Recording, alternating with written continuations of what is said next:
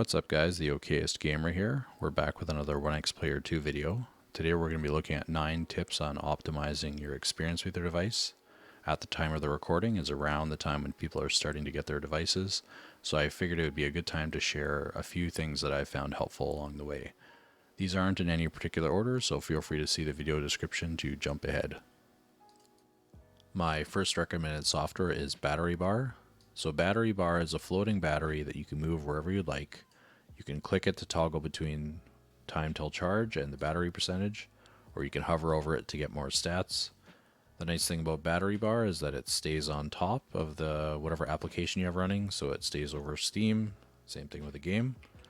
It's nice to be able to always see your battery, that way you don't have the device die in the middle of your game and maybe lose some save data. So to grab Battery Bar, we're going to go to the web and we're going to search Battery Bar. The first link is the one that you're going to want to click. And we're going to scroll down and download the basic version. So we're going to run. And you just want to click the Battery Bar floating toolbar. That's what enables the battery to float and be movable. So I'm going to cancel this because I already have it installed. So I found this app very helpful. Hopefully it will be for you guys as well. My second tip is not so much an app, but rather a website. So we're going to go to deals.gg. So this site is great for finding good deals or finding free games. So we have different categories. There's new deals, best deals, historical lows. You can find free games in the best deals. So we find Rise of Industry on Epic Game Store. There's Figment on Steam. Sometimes you'll see some from GOG Galaxy.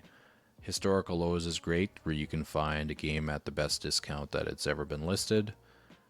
So I come here regularly and I've gotten games anywhere from 25 to 75% off. So be sure to check it out and make sure you download the different game stores such as Epic, GOG, and Steam so that you don't miss out on some free games. 7-zip is a must-have for Windows. It's for unzipping and zipping files. You can unpack archives, repack them. There's tons of options. It's free to use. It's very fast. I find it better than what comes on Windows. So to grab that, we're just going to go to Google and just type in 7-zip. Click the download link. And we're going to grab the 64-bit Windows version. And then run the exe. I already have it installed, so I'm not going to do this, but you just follow the prompts. Once you have it downloaded, you just I've come to my downloads folder, and I'm just going to unzip a file that I have here. So just go show more options, 7-zip, and then if you click this, it'll make its own folder. So pretty quick, we already have it unzipped and we're good to go. So check it out if you want something that's a little bit better than what's on Windows. My next tip is another piece of software. This one's called FXSound. So FXSound is a sound equalizer program that boosts your volume. I found it to do about a 50% increase for the stock speakers. I've tried to record it, but it really doesn't do it justice. So it's one of those have to try it and experience it to really see how it is. One thing I'll note though is that you're going to need to change your audio output from the app. If this is running, it becomes the default. And if you try to change your audio from the Windows menu here, it's just going to default back to FXSound. The only way to change that is to actually exit FXSound. And then it should return back to normal where you can change however you'd like. I missed recording the download process, but feel free to see the video description for the download link. My next tip is another piece of software. This one's called Handheld Companion. So there's a number of things that Handheld Companion could do. You can change your controller, how it's emulated. So I have mine set to a DualShock 4. You can set up gyro through Handheld Companion. I haven't personally done that, so I couldn't tell you how. There's different profiles. You can do TDP. Just make sure if you're doing that you're not using the Onexplayer app. You can set a controller overlay if you're streaming games. There's hotkeys. So I will show you the hotkeys. One thing that the Onexplayer 2 is lacking is a guide button or PlayStation button, or on a Steam Deck, the Steam button. So I've programmed that to be back as a long press. So one benefit of that is if you go to Steam Big Picture mode, if I long press on the back button, I can pull up the menu on the side. And if I long press the back button and also press A, I can get access to this quick settings menu that I haven't found another way to access it on the Onexplayer 2. So that's the only way I've been able to get that menu. So really quickly, how to get this is we're going to go to the Discord. So there is the Handheld Companion Discord server, and they have their links here on where to get the software. I'm going to go ahead and leave a link in the video description to get to their server. They're a great group of developers, so they're very helpful.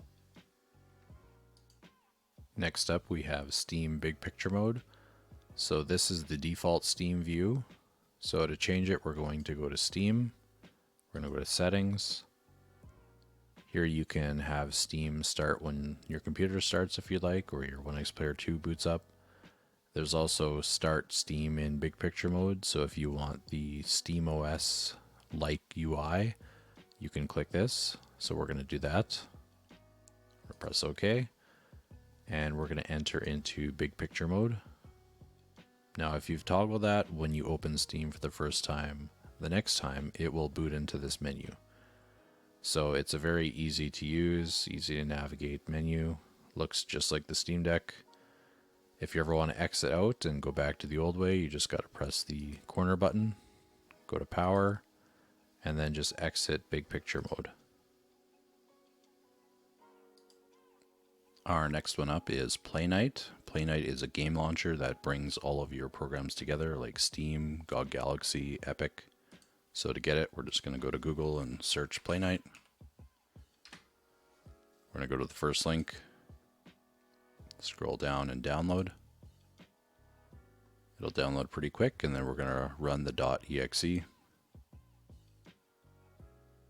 we're going to install.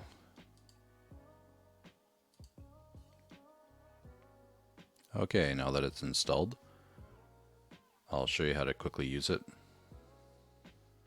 So we'll just skip past all these prompts. So it's going to give you an option to integrate your different libraries. So I'm going to click Game Pass, Steam, GOG, Epic.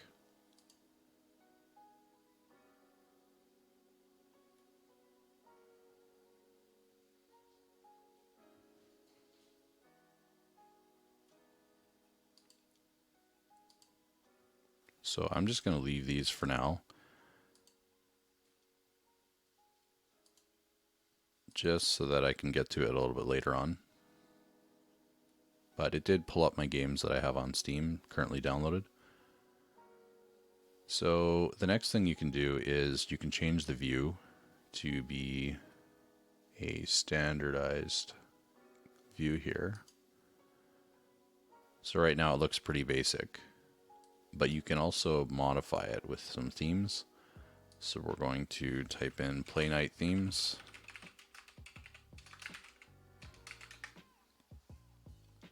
And we're going to click the full screen themes.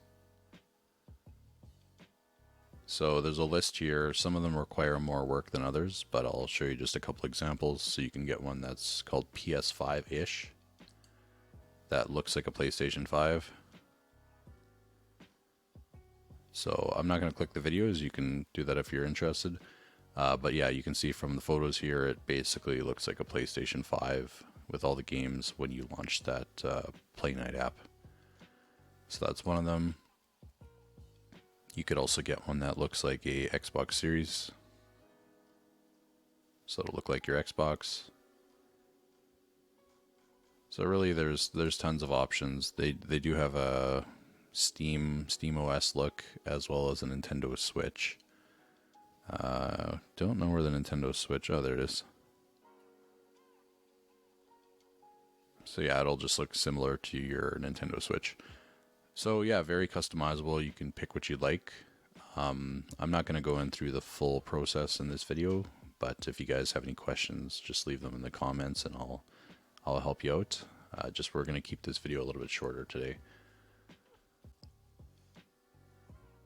My next recommended software is actually the software I'm using to make this video.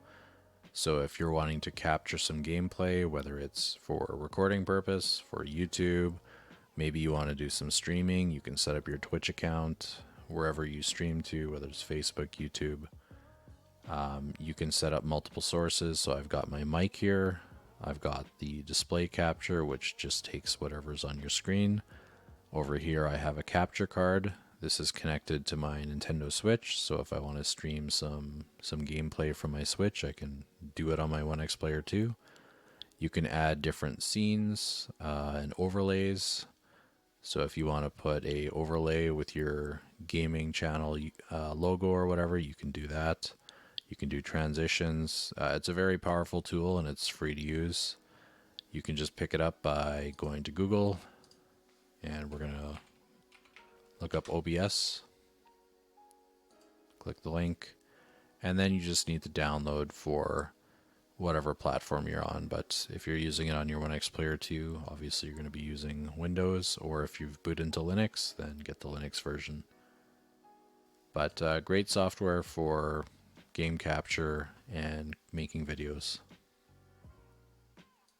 For my final tip, there's custom resolution utility.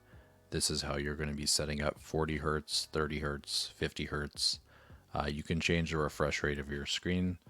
Why you'd want to do that is if you have a game that can't quite hold 60 FPS, but it holds maybe 45, you can set your screen to 40 Hertz and it'll just hold 40 FPS, and you won't get the stuttering or the change in the frame time. It just gives more stability. So before I go into this, I'm going to first give credit where I got the information from. So this is Project SBC's YouTube channel. So make sure to come here, visit, give him a subscription, watch some of his content. He's got some great videos. And check out his 30 and 40 Hertz refresh rate video. So come here, give it a like.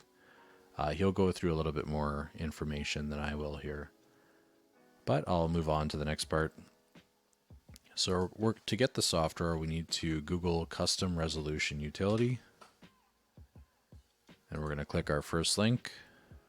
Right at the top here, there's the download. You can click it. Now we're going to go to our downloads folder and unzip.